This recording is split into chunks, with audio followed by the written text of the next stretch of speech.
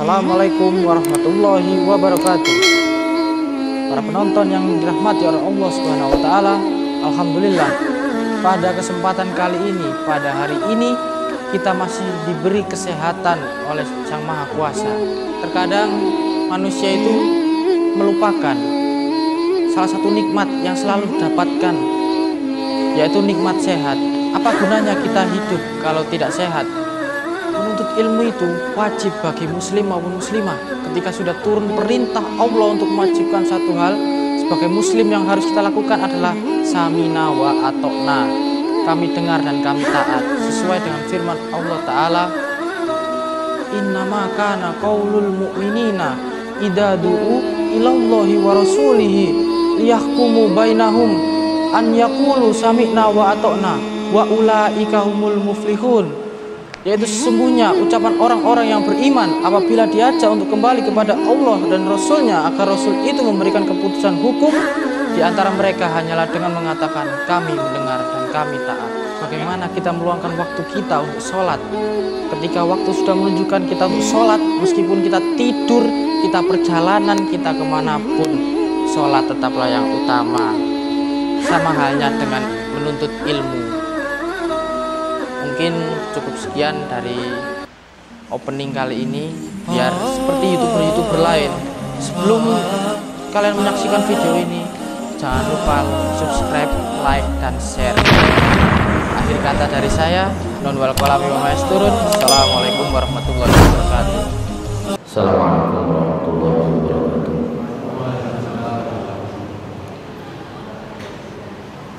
Alhamdulillahirabbil alamin. Wa bihi nasta'inu ala umuri dunya waddin, wassalatu wassalamu ala asyrafil anbiya wal mursalin nabiyina Muhammadin wa ala alihi wa sahbihi wa man tabi'ahum bi ihsanin ila yaumiddin. Allahumma la ilma lana illa ma 'allamtana innaka antal alimul hakim. Allahumma 'allimna ma yanfa'una wanfa'na bima 'allamtana innaka antal alimul khabir. Rabbi shrah li sadri wa yassir li amri wahlul 'uqdatam min lisani yafqahu qawli bi rahmatika ya arhamar rahimin. Ma'asyiral muslimin jamaah salat maghrib yang dimuliakan Allah Subhanahu wa taala. Pada petang hari ini, maghrib hari Sabtu tanggal 21 Maret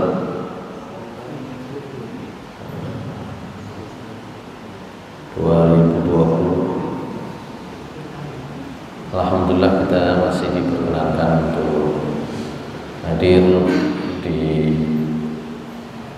majelis ini, meskipun kita tahu situasi di luar tidak menentu, ya. Tadi ada Ustaz Ridwan, kebetulan beliau barangkali ada keperluan, sempat WA saya, Ustaz, apakah tidak segera diadakan pertemuan antar takmir Masjid Mushola Muhammadiyah se-Sidoarjo untuk menyikapi berita terbaru terkait wabah virus corona yang dalam 3-4 hari terakhir ini ada lonjakan yang cukup tinggi di Indonesia. Ya, sebenarnya kan kalau untuk sekolah sudah, ya, sekolah pimpinan Muhammadiyah juga sudah memberikan edaran kalau terkait dengan sekolah. Yang belum kan yang lain-lain termasuk masjid gitu ya.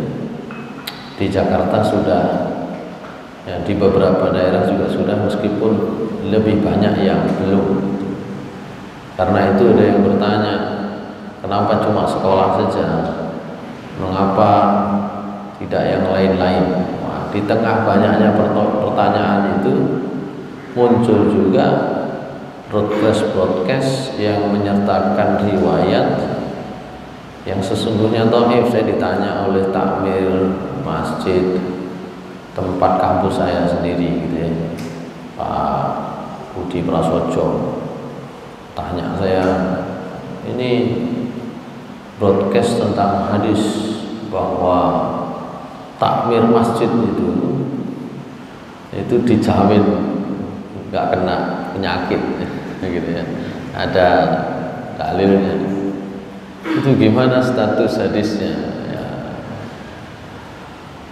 itu kalau dicari ada di dalam,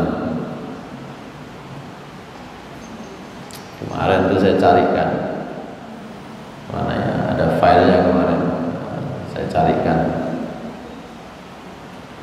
Jadi di tengah-tengah kita itu ragu-ragu mau meliburkan, mau menutup, mau gitu ya, ditambah lagi ada broadcast, ada pesan-pesan yang disampaikan melalui WA, melalui media sosial yang lain yang menyatakan bahwa justru kalau masjid itu aman gitu ya, justru kalau yang mudah-mudahan begitu. Tapi kalau dilihat dari sisi dalil agak susah kita menyebutnya sebagai dalil yang kuat gitu ya, karena memang dalilnya tidak ada dasarnya. Saya cari di mana ya, saya carikan mana tuh, oh bukan di sini, ternyata di file yang satunya yang isinya itu menyatakan bahwa itu tadi takmir masjid itu, ahli masjid itu selamat dari penyakit gitu ya. Hadirin sekalian yang dimuliakan Allah Subhanahu wa taala, maka perlu saya sampaikan di sini bahwa barangkali dalam beberapa hal kita sudah ada pada keadaan yang memang harus betul-betul berusaha keras gitu ya. Meskipun kalau sudah pakai masker gitu ya, sudah selesai, maka hadis yang harus dikeluarkan bukan lagi tentang wabah, menghindari wabah gitu ya. Kalau sudah pakai masker, kalau sudah menjaga kebersihan, maka hadis yang harus disampaikan terakhir kali adalah sabda Nabi kita Muhammad SAW, la adwa wala tiyarata wala hamata. Kalau sudah maksimal, maka hadis yang harus kita jadikan pegangan adalah tidak ada penyakit menular. Ada. Nabi itu kan kalau dalam riwayat lain yang sering dikutip untuk tindakan pencegahan itu kan, yang beliau sampaikan itu kan pernyataan kalau ada wabah di satu daerah, maka yang di dalam jangan keluar, yang dari luar jangan masuk, kan gitu ya. Nabi tidak sama sekali tidak menyinggung bahwa pasti akan tertular gitu ya. Karena dalam riwayat yang lainnya juga sahih, Rasulullah SAW menyampaikan apa itu? La adwa wala tiyarata. Coba. Wala hamata. Jadi kata Rasulullah SAW, tidak ada itu namanya penyakit menular. Tidak ada lagi juga yang namanya tiarah.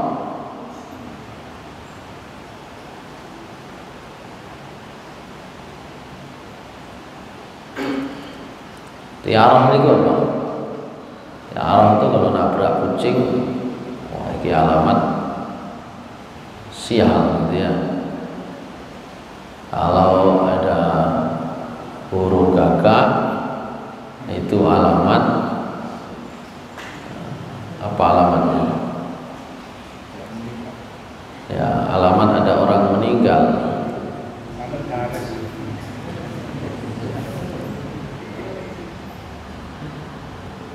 Jadi kata Rasulullah SAW, tidak ada itu yang begitu-begitu itu. Penyakit menular pun tidak ada sama sekali. Maka salah seorang sahabat kemudian komplain, wahai Rasulullah SAW, bagaimana jika ada satu ekor unta yang sakit, kemudian dia hadir di tengah-tengah banyak unta yang sehat.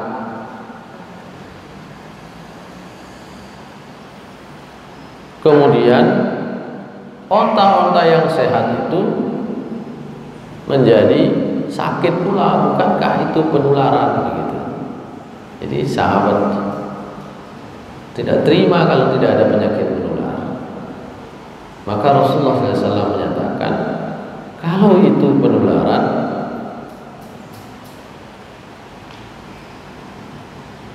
lantas unta yang pertama kali sakit tadi itu ketularan siapa? Itu pertanyaannya. Jadi ada dua sudut pandang yang harus didudukkan di sini. Hadis yang menyatakan ini hadisnya la adwa wa la tirata wa hibbul fa'las salih. Nah, gitu ya. Ini redaksi yang pertama. Nanti ada beberapa redaksi. Kalau redaksi ini dari Anas radhiyallahu anhu, Rasulullah SAW menyatakan nggak ada penyakit menular, tidak ada tiarah, dan saya itu mencintai berpikir positif, gitu ya. Berpikir positif. Tapi hadis ini jangan ditaruh di depan. Maksudnya taruh depan gimana? Ada wabah, ditaruhlah hadis ini. Sudah cuek, ya. Walah, loro itu bagus di Allah. Masa kata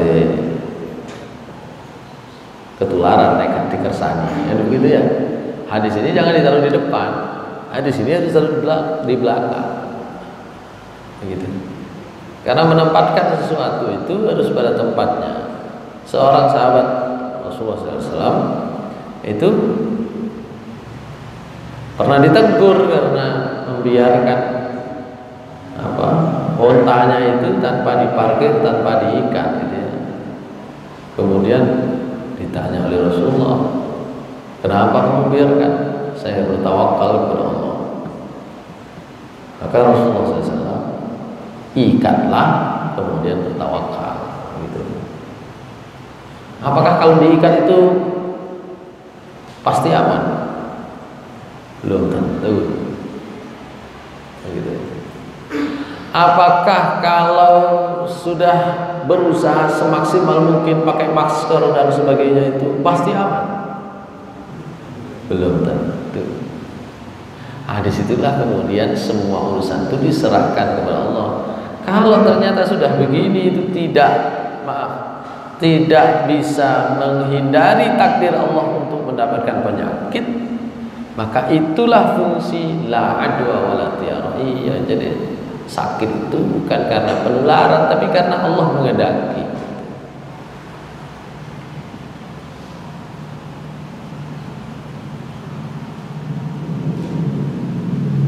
Oleh karena itu,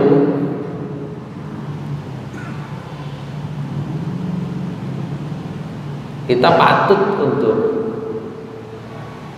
menduga bahwa Allah Subhanahu wa taala itu, atau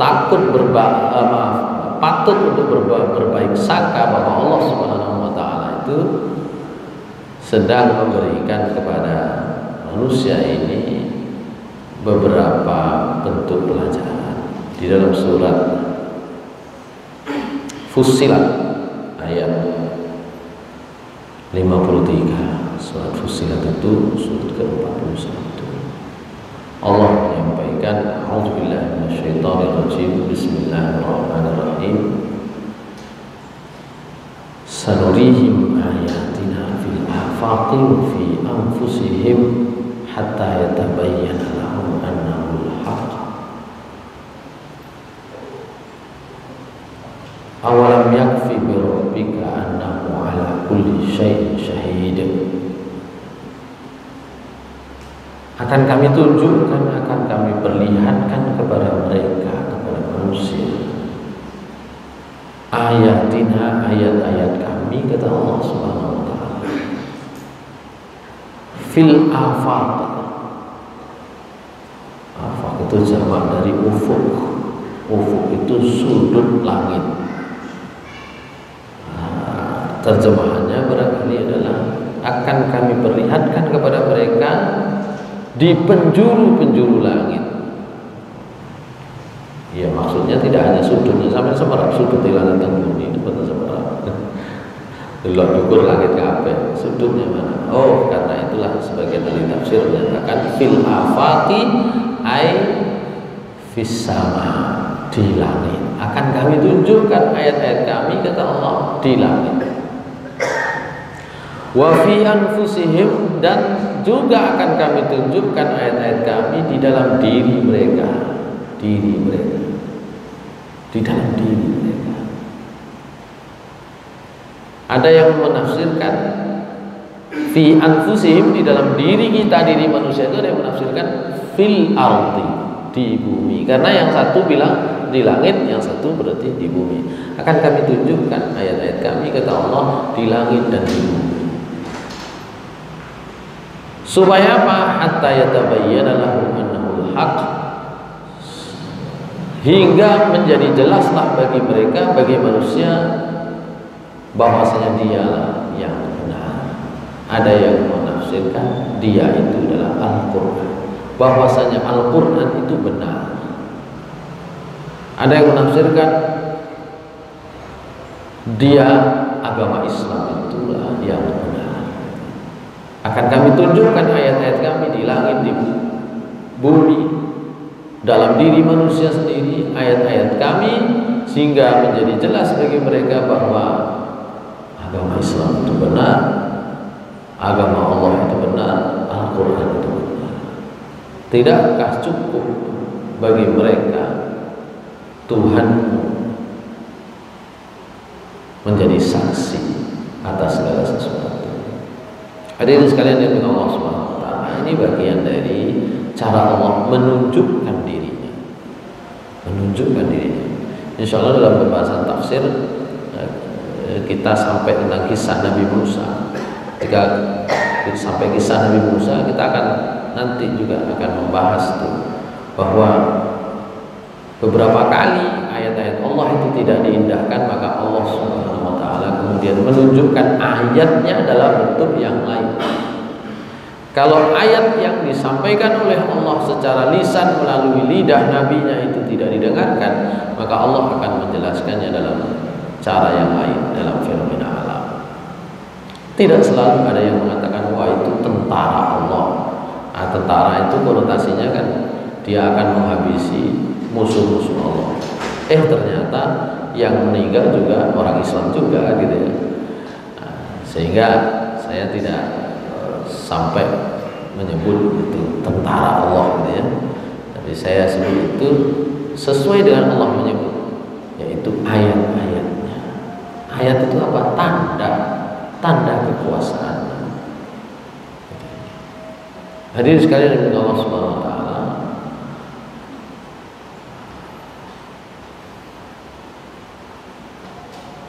ada juga yang mengaitkan wabah ini dengan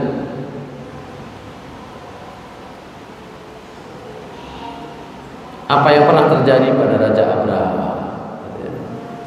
Wah ini burung ababil ini yang membawa ini ya. Burung ababil apa itu namanya, kelelawar gitu. Apa burung ababil itu kelelawar ya? Nanti dikait-kaitkan ke situ. Allah bisa menggunakan dengan cara apa saja. Di dalam surat An-Nahl, insyaallah saya akan buka surat An-Nahl. Dalam surat An-Nahl ayat pinten ya? Coba dilihat dalam surat An-Nahl.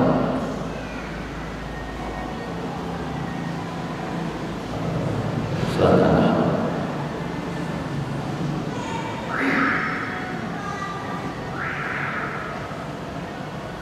ayat 3 30-an insyaallah. 33 atau 34 ya. Allah Subhanahu wa taala berfirman, A'udzubillahi minasyaitonir rajim. Saya ingat ayat ini karena subuh tadi itu saya ada di satu masjid, imamnya di rakaat terakhir, ayat terakhir yang dibaca ayat ini. Jadi saya ingat sekali dan saya langsung teringat dengan peristiwa yang kita hadapi akhir-akhir ini. Allah Subhanahu wa taala, ayatnya 79 ya. Allah Subhanahu wa taala berfirman, A'udzubillahi minasyaitonir rajim. Alam yarau ila at-tayri musakhkharatin fi jawfis samaa'i ma yumsikuhunna illa Allah. Inna fi dzalika laayatin liqaumin yu'minun. Tidakkah mereka melihat kepada burung musakhkharatin fi jawfis sama' yang diperjalankan oleh Allah. Diperjalankan, dengan jalan sendiri. Kalau bahasa kita yang terbang fi jawwis sama, ya di udara bebas ya, yang terbang di langit, meskipun bukan di langit itu ya, tapi yang terbang di udara. Ma yumsikuhunna illallah. Tidak ada satupun yang bisa menggenggamnya, menahannya, kan berterutur, nggak jatuh. Tidak ada yang bisa menahannya sama sekali illallah, kecuali Allah. Sesungguhnya dalam perkara yang demikian itu ada tanda-tanda kekuasaan Allah, ayat-ayat Allah liqaumi yu'minun, bagi orang-orang yang percaya.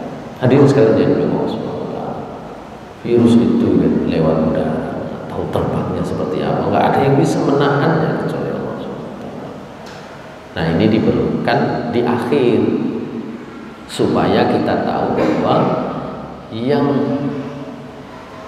memberi izin seseorang itu terkena musibah wabah penyakit ini atau tidak itu adalah Allah SWT.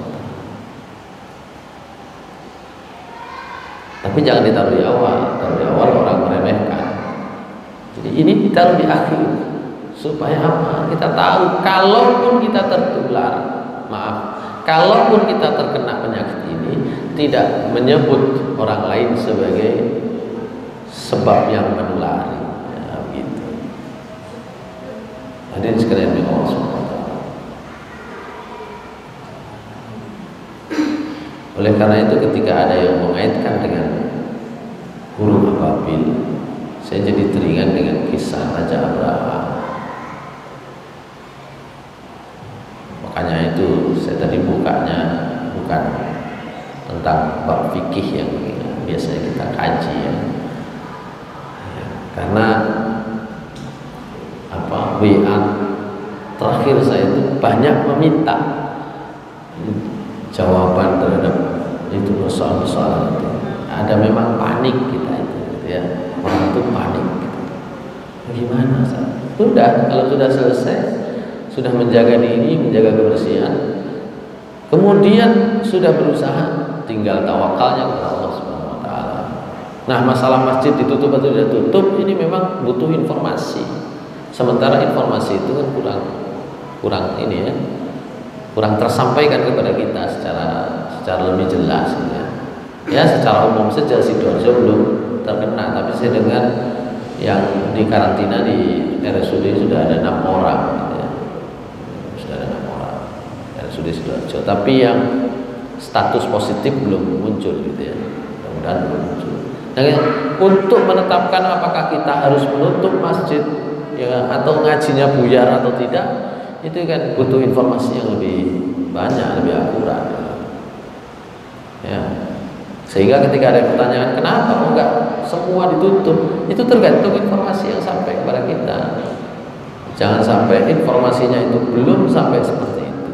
Karena kemarin di Masjid An-Nur itu kan disediakan itu hand sanitizer itu. Rupanya ya kita itu karena panik semua pakai, jadi sebentar habis. Padahal di situ ada air yang mengalir untuk wudu dan sudah ada sabun, di mana menurut beberapa tenaga medis ahli yang terkait itu, ya sebenarnya lebih bagus air itu, air yang mengalir sama disediakan sabun atau deterjen lah, atau sabun cuci lah, untuk cuci lah, itu sudah baik. Tapi karena kita ini orangnya gampang kumpul, disediakan berapa botol itu setelah pulang Jumatan habis, jadi semua udah nyoba satu-satu kan gitu ya. Iya, kita itu kan kadang-kadang di situ. Padahal ya wudu. Itu kan untuk digunakan ketika kita tidak mendapatkan air yang cukup, tidak sering-sering cuci tangan. Ya, kita gunakanlah itu sebelum melakukan aktivitas lain. Gunakan itu. Ini kan begitu ya. Itulah. Hadirin sekalian dimuliakan Allah Subhanahu wa taala. Kalau Allah mengendaki itu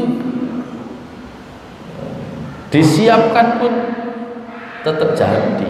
Tidak disiapkan ya apalagi salah dewi kan begitu ya. Kita sudah siap-siap tetap terjadi. Badannya kuat tidak terjadi. Kenapa kok badannya kuat masih bisa? Karena kita kan sebagian cuci tangan, yang kedua jaga kondisi tubuh. Kan begitu loh. Badannya kuat tetap aja kena. Karena itu saya buka ini apa namanya ini tentang Raja Abraha itu di situ. Jadi Raja Abraha, kalau saya buka tafsir apa namanya ini Ibnu Hisham, maaf, Sirah Ibnu Hisham, kita akan tahu siapa Raja Abraha dan bagaimana dia kuatnya. Tapi kemudian ya apa badannya kurang kuat, sangat kuat. Yang kena di luar negeri itu apa kurang gizi, wah aken kono gizi nih timbang di sini kan gitu ya. Nah, kita itu makanannya kurang bergizi. Nah, Sirah Indonesia, ya buka siapa Raja Abraha yang sering-sering dikaitkan mendapatkan hal yang serupa dengan virus ini. Saya kasih tahu nama aslinya dan bagaimana dia sejarahnya, bagaimana dia kuatnya gitu ya.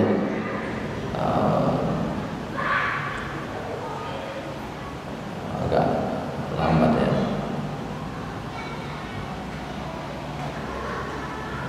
Agak lambat.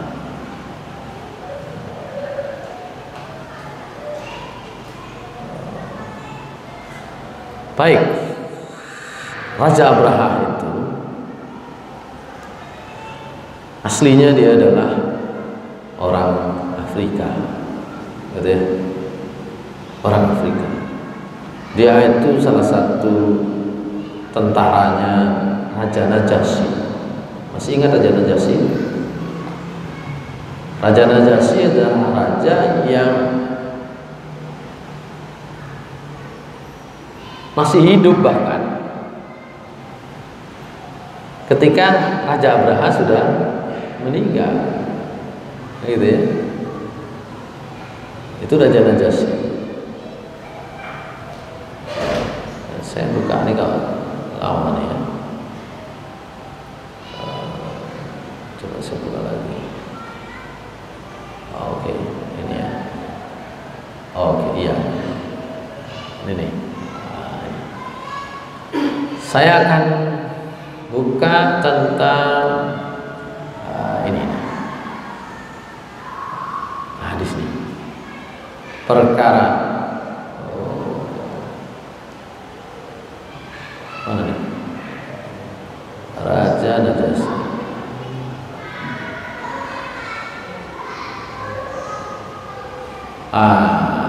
Ini mulai dari sini.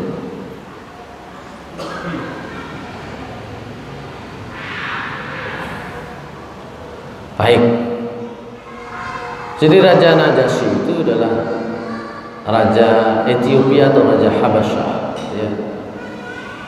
Habasyah itu orang yang tinggal di tempat sekarang disebut dengan Ethiopia. Habasyah itu pada saat Nabi Muhammad SAW itu akan dilahirkan, itu merupakan negeri yang makmur dan kuat, ya. Nah, suatu saat ada utusan dari Kaisar Romawi. Kenapa Romawi? Karena dia Kristen, Nasrani, Raja Habasyah Nasrani, ya. Jadi ada utusan dari Raja Romawi supaya Najasyi sebagai Raja Habasyah itu menaklukkan Yaman. Nah, itu ya. Karena ini ada persoalan politik. Karena itulah utusan dari Kaisar Romawi itu datang. Siapa namanya? Daus. Faqadima Dausun ala Najasyi bi kitabi Kaisar fa ba'atha ma'hum 70,000 min al-Habasyah wa amara 'alaihim rajulan minhum yuqalu lahu Aryad wa ma'ahu fi jundihi Abraha al-Ashram. Jadi ketika Raja Romawi minta bantuan kepada Raja Habasyah untuk menyerang Yaman, maka Raja Habasyah karena sama-sama beragama Nasrani, beragama Kristen, mengirim berapa? 70.000 pasukan ke Yaman. Tinggal nyebrang aja dari Saudi, dari Mekah ke Habasyah itu nyebrang aja. Dari Habasyah ke Yaman nyebrang meskipun agak jauh sedikit, gitu ya. Itu dikirimlah 70.000 pasukan. Pimpinannya adalah namanya, panglimanya adalah Panglima Aryad. Nah, di dalam pasukan tersebut ada nama salah seorang komandan perangnya, bukan panglima perang tapi komandan perangnya, namanya Abraha al-Ashram, Raja Abraha. Nah, datanglah mereka ke Habasyah, ke Yaman. Sampai di sana,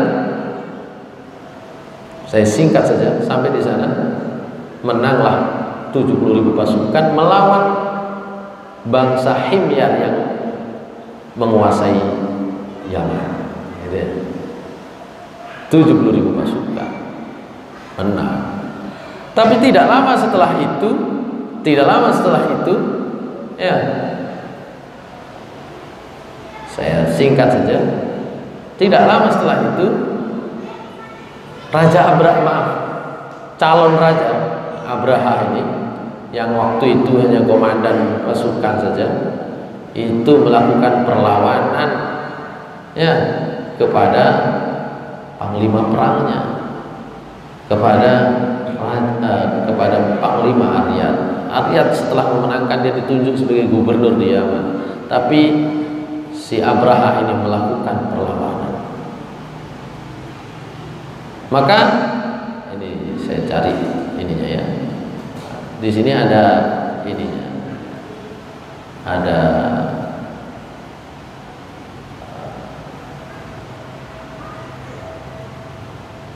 Di sini ada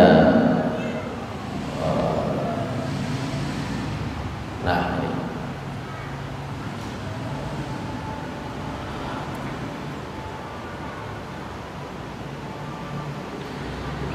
Raja Abraha membuat perkara sehingga Abraha yang masih jadi komandan itu bersitegang dengan panglima perangnya.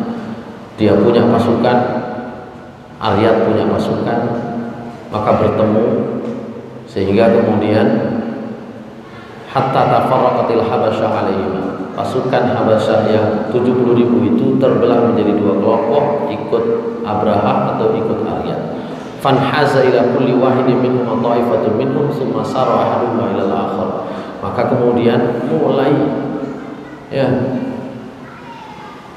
berangkat perang, masing-masing berangkat perang. Abraha berangkat memerangi Aryad, Aryad juga karena dia gubernurnya tidak mau diam saja. Falamma taqarraba an-nasu arsala Abraha ila Aryad. Ketika sudah semakin dekat dua pasukan itu, Abraha mengirim pesan kepada Aryad, innaka la tasna'u bi antal Habasyah ba'duha bi ba'din hatta tafniyaha syai'an Fabruz ilayya wa abruzu ilaika. Mas Aryat atau panglima perangnya itu Aryat, Anda tidak akan sanggup ya mempertemukan orang Habasyah satu dengan yang lain. Tentara Habasyah yang ada di sini Anda tidak akan bisa satukan. Justru Anda akan melenyapkan, habis nanti ini kekuatan kita. Oleh karena itu fabruz ilayya wa abruzu ilaika. Oleh karena itu mari kita bertarung, bahasanya begitu. Karena saya menganggap saya lebih mampu. Fa ayyuna asaba sahibahu in sarafa ilaihi jundu. Siapa yang memenangkan pertarungan satu lawan satu saya dengan Anda, maka pasukan yang ada itu silahkan boleh di ini. Ya, kalau saya menang berarti pasukan Anda ikut saya, kalau Anda menang pasukan saya ikut Anda. Maka dijawab oleh Aryat, ansofta, silahkan, mari, gitu ya. Fa kharaja ilaihi Abraha wa kana rajulan qasiran ini. Raja Abraha itu rajulan qasiran. Raja Abraha itu pendek, orangnya pendek. Lahiman itu akeh dagingnya napa jenenge? Lemu. Raja Abraha itu pendek, gemuk. Hadiran itu cara bahasa Jawanya itu seyek, apa seyek? Ya. Ini. Jadi melakunya wetenge dhisik saking lemu. Raja Abraha. Wa kana dzadinin fin Nasraniyah, dia adalah seorang penganut Nasrani. Wa kharaja ilaihi Aryat kemudian juga menyambut tantangannya. Wa kana rajulan jamilan aziman tawilan. Kalau Aryat itu laki-lakinya tampan, ya, besar, tawilan, tinggi. Gitu, tinggi, besar, ganteng. Ya. Wa halafa Abrah gulamun lahu yuqalu lahu Ataudah yamna'u dhahrahu farafa Aryat al-harba fadaraba Abraha yuridu yafukha fawaqatil harba ala jabhati Abraha fasyaramat hajibahu wa anfahu wa ainahu wa syafatahu wa bidzalika sumya Abraha al-Asra. Jadi Raja Aryat itu punya senjata, gitu ya. Ya, punya senjata. Dia selalu pegang senjata. Nah, Abraha itu pendek. Gimana caranya? Dia perintahkan siapa? Anaknya. Anaknya siapa? Abraha. Namanya siapa? Ataudah namanya. Nah, aku tak munggah gegermu. Nah, gitu ya. Yamna'udhah. Dengan naik itu, maka dia bisa menjangkau Aryat. Tapi karena dia posisinya kurang beruntung begitu, fadaraba Abraha yuridu yafukhahu fawaqadil harba ala jabhatihi. Maka kemudian Aryat itu memukulkan senjatanya, yang diinginkan itu bagian kepala belakang, tapi yang kena wajahnya. Jadi wajahnya itu apa istilahnya? Tadi kau apa jenenge? Condet. Karena itulah Abraha kemudian dinamakan sebagai Abraha al-Ashraf, Abraha yang condet. Condet itu boten mriki ini, sak motone. Fasyaramat hajibahu wa anfahu wa ainahu wa syafatahu. Wah, dadi ini kena. Motone kena, irunge kena, cangkeme kena, pathuke kena. Oleh karena itu disebut Abraha itu al-Ashraf. Wa hamala Ataudah ala Aryat min khalfi Abraha faqatalahu. Tapi anaknya itu kemudian yang berhasil membunuh Aryat, gitu ya, dari arah belakang Dewangi, gitu. Fajtama'at alaihi al-Habasyah bil Yaman, maka orang Yaman kemudian, orang Habasyah di Yaman kemudian akhirnya ikut kepada Abraha. Nah, Abraha itu kuat sekali dan licik. Oleh karena itu nanti setiap pasukan yang ketemu dengan dia pasti kalah. Pasukan pertama yang ketemu dengan dia setelah itu adalah orang Arab di Yaman. Kenapa orang Arab di Yaman? Karena Abraha setelah menjadi penguasa Yaman itu membangun namanya gereja, Qulais. Gereja tapi ada tempat tawafnya, ingin menyaingi Ka'bah. Ada tempat tawafnya, Qulais. Ya, Qulais itu bahasa sininya itu ini ya, Kolosium gitu ya. Ada tempat adu gitu ya. Ada apa itu namanya? Apa namanya? Kalau sekarang itu stadion, ya.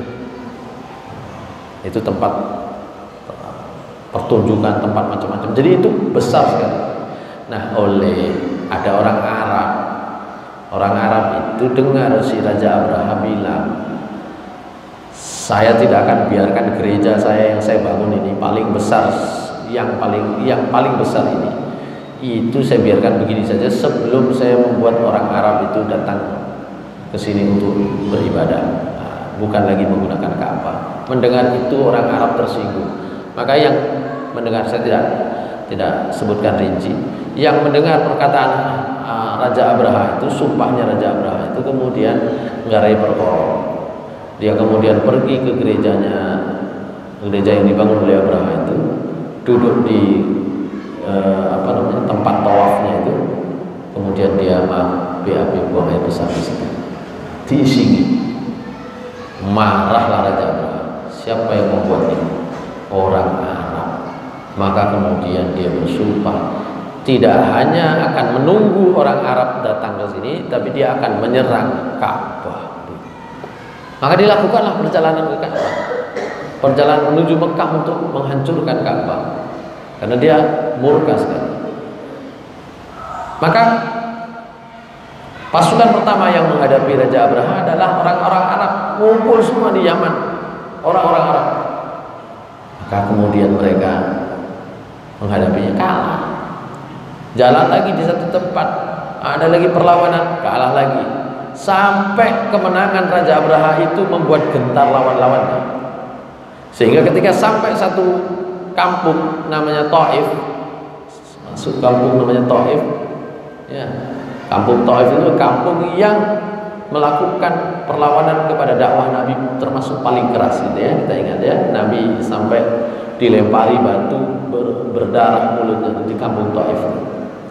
Sampai di kampung Taif, orang Taif sudah nyerah duluan. Raja Abraha, kita nggak akan macam-macam. Apa yang Anda inginkan kita ikuti. Kita tunduk di bawah kekuasaan Anda. Bahkan kita akan siapkan satu orang untuk menjadi pemandu Anda menuju Mekah. Gitu. Itu saking kuatnya pasukan yang dibawa oleh Abraha. Orang semua udah dengar. Ya, baru kemudian oleh karena itu nanti utusan ini, saya lupa namanya, yang diminta mendampingi jadi penunjuk jalannya Raja Abraha itu, ternyata belum sampai di tempat tuh mati duluan. Ya, mati duluan. Maka di tempat dia mati itulah, di kuburannya itulah orang Arab itu melempari batu. Saking kesalnya dengan orang ini. Kemudian hari, gitu ya. Nah, Raja Abraha kemudian sampai di pinggir kota Mekah. Disitulah dia utus satu orang lagi untuk mengabarkan maksud kedatangannya ke Mekah. Gitu ya. Maksud orang utusan Raja Abraha itu kemudian mengumpulkan semua harta benda kekayaan orang penduduk Mekah, termasuk dalam Sirah Ibnu Hisham itu 200 ekor unta yang dimiliki oleh Abdul Muttalib, kakeknya Nabi. 200 unta diambil, dirampas. Nah, setelah itu barulah dimulai perjalanan itu, baru dimulai akan menuju kota Mekah. Masih di luar kota Mekah, itulah kemudian Allah mengirim hadirin sekalian. Jadi kalau kita kaitkan dengan situasi kita, itu pasukannya Raja Abraha itu sedang kuat-kuatnya. Maka setelah kita berusaha Janganlah sampai menganggap selesai aman, gitu ya. Aku tak ngombe iki, cek aman. Aku tak ngombe iki, cek aman. Aku tak, bukan begitu. Saya melakukan ini sebagai bentuk ikhtiar, melakukan ini sebagai bentuk ikhtiar. Kadang wong Jawa pon-pon ae wis aman. Enggak ada yang aman di situ, enggak ada. Lakukan ikhtiar sebisa mungkin, empon-emponnya apakah jahil, apakah temulawak, apakah apa, silahkan. Tapi bukan di sini amannya, bukan di masker amannya. Kemudian kembalikan kepada Allah Subhanahu Wa Taala. Nah, lebih konyol kalau kadek masker langsung ring Gusti Allah, itu konyol juga, gitu ya. Itu dengan nekat, gitu ya. Jadi diusahakan dulu sebaik-baiknya, tapi jangan sampai kemudian berharap bahwa ini aman. Nah, ini yang buat aman, macam-macam itu. Aman itu ketentuan Allah Subhanahu Wa Taala. Sakit ketentuan Allah Subhanahu Wa Taala. Nah, sehingga dari situ nanti masalah masjid tutup atau buka itu kita harus betul-betul mendapatkan informasi yang valid, gitu ya. Sayangnya memang sekarang itu informasinya agak susah, gitu ya. Masyarakat itu butuh langkah yang konkret, tapi didasarkan pada informasi yang valid. Informasinya kalau tidak dibuka sedemikian rupa, ya kita tidak bisa menyikapi dengan valid. Jangan-jangan ini hanya ketakutan yang berlebihan, begitu. Atau jangan-jangan sebenarnya sudah banyak yang terkena, kan, gitu ya, di sekitar kita tidak pernah tahu, gitu. Sehingga di situ informasi kita harapkan dari pihak yang berwenang itu jauh lebih lancar, jauh lebih baik sebenarnya. Termasuk masjid-masjid. Sebagian masjid sudah tutup, Masjid Muhammadiyah, ya. Sebagian sudah tutup. Masjid Muhammadiyah ada yang tutup, di Sidoarjo itu ada yang ditutup, gitu. Meskipun belum ada, ya, karena bentuk kekhawatiran. Ya nggak apa-apa lah. Itu hasil ijtihad itu tidak ada masalah. Tapi seharusnya semua tindakan itu didasarkan pada informasi yang memadai. Kalau nggak begitu, kita ini seperti orang. Kadang-kadang ada benarnya juga ketika mengatakan masjid itu tutup, warung kopi sih pancet. Warung kopi itu ngarep nih gue di situ. Ya Allah, sepeda motor sih cukup ecer. Nah, masjid itu tutup, warung kopi ini sih penuh. Nah, gitu ya. Ya, kita patut berhati-hati, patut menjaga diri dengan baik. Cuma memang kita harus mendapatkan informasi yang sebaik-baiknya. Insya Allah begitu. Ya, saya menyampaikan ini sebagai bagian dari apa yang beberapa hari terakhir ini saya ditanya, bukan hanya oleh Ustaz Ridwan ditanya, gitu ya. Kemarin takmir masjid di kampus itu, sebagian masjid kampus tutup, tapi di PPNS itu masih diperintahkan ini jalan sholat Jumatnya, gitu ya. Jalan. Sebagian masjid kampus lain itu tutup.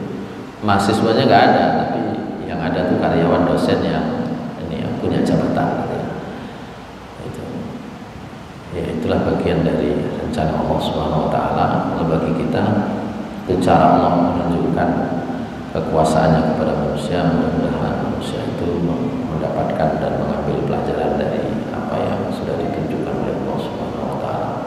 Mudah-mudahan kita semua diberikan oleh Allah Subhanahu Wa Taala bagian terbaik dari peristiwa yang kita alami. Bagian terbaik itu kita serahkan kepada Allah Subhanahu Wa Taala. Apakah bagian terbaik itu kita serahkan kepada Allah Subhanahu Wa Taala. Mudah-mudahan kita berakhir dengan ridho dan pertolongan Allah Subhanahu Wa Taala. Mudah-mudahan kita juga berakhir dengan husnul khotimah. Saya kira itu yang dapat kami sampaikan, mudah-mudahan bermanfaat. Aku qouli hadza, astaghfirullah li wa lakum. Assalamualaikum warahmatullahi wabarakatuh.